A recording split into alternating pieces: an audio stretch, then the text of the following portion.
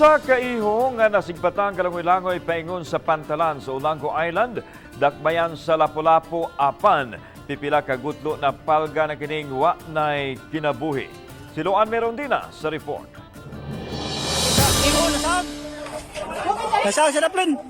Naukay ang mga tao sa Olango Port human masigpati kining usa ka iho nga naglangoy paingon sa pantalan pasado alas 9 sa buntag niadtong Sabado. Apan misamot ang sinagitay sa mga tao dihang daw gituyok-tuyukan niini ang usa ka motorbangka haduol sa pantalan.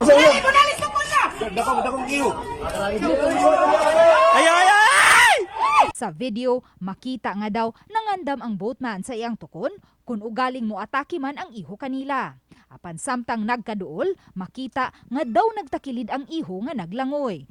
Gani human sa pipila ka minutos ni ining pagtuyok-tuyok sa motorbangka, namidpid kini sa pantalan ug napalga ng way kinabuhi.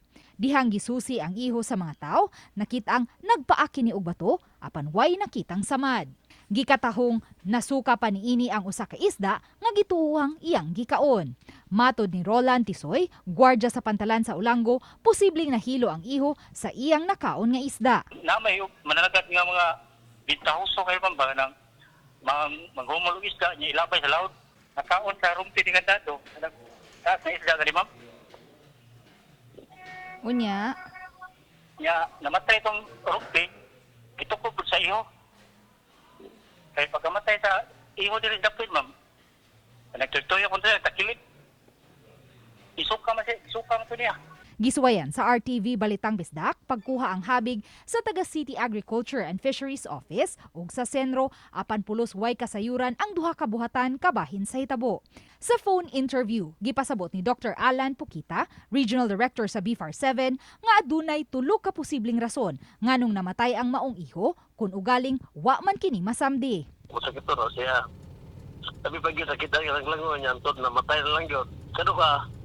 Kanang overage na siya. Katulo, disorientation. Kanang na-disoriented nga mga kanang labi na sa mga sharks, aquatic animals. Na-disoriented niya. Mabangga o usag hard object. Kay way mga staff sa City Agriculture and Fisheries Office ug Senro nga nakasusi sa namatay nga iho, wa masayri kun unsa kini nga matang sa iho. Apan sa banabana sa mga residente sa dapit, aduna kini gitas-on nga 5 ka tiil ug usa kini ka bayi. Gilubong ra usab kini dayon. Uban ni Marlon Melgazo.